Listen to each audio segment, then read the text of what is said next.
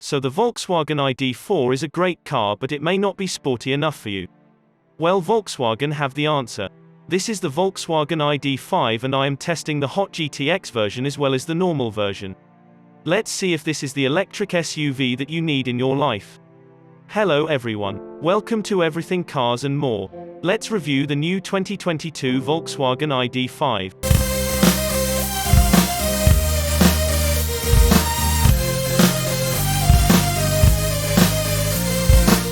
So, to start with, you may be able to tell that the ID5 is a coupe version of the ID4, so everything will be shared between these cars. So the normal ID5 personally has a more aggressive front end than the ID5 GTX.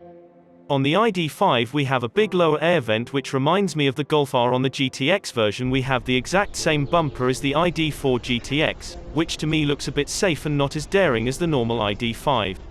If you placed both of these cars side by side, you would think that the normal ID5 is the GTX version. So above this we have some LED headlights with a light bar connecting them.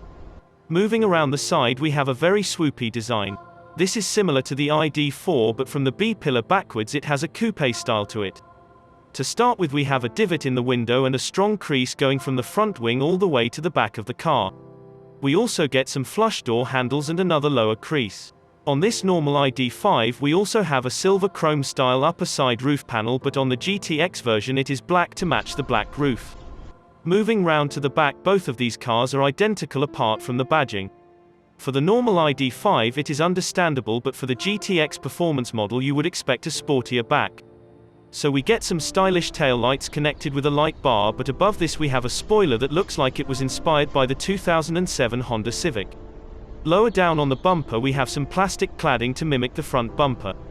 Whilst we are around the back, let's talk about motor and battery options. So let's start with the battery options.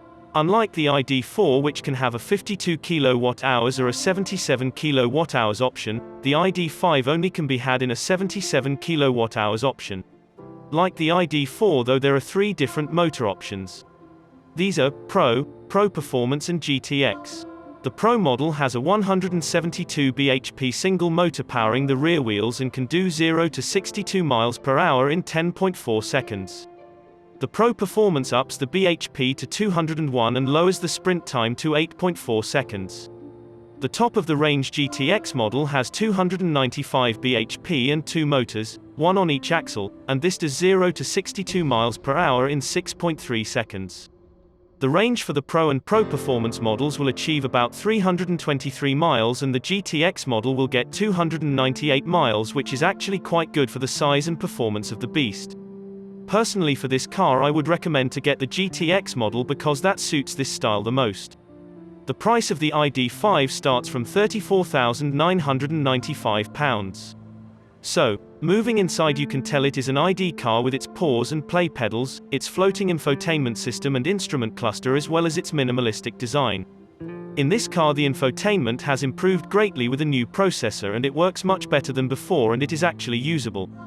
Because this is the same as the ID4, the materials are okay and the seats are supportive and comfortable, but there are some annoying touches still, like the touch panels on the steering wheel. The touch panel for the lights and the rear window switches can only be controlled when you put the front window switches into rear mode, but these things you get used to.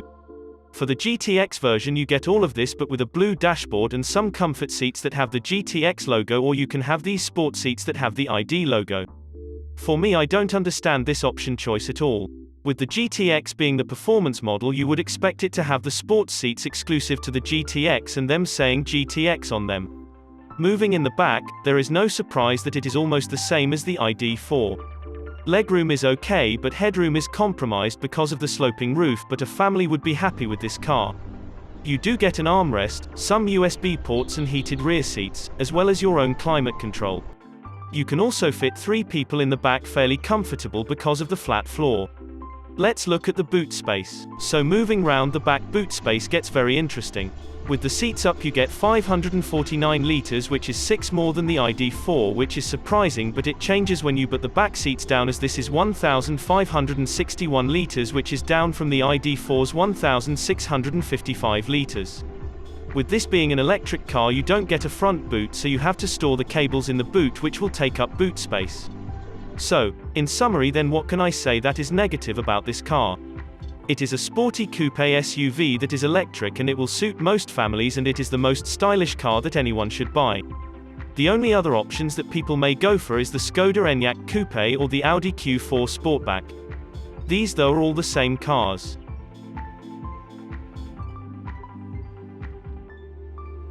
If you liked this video, then please don't forget to like and subscribe, and whilst you are at it, hit that bell icon to get notifications when a new video comes in. See you in the next video.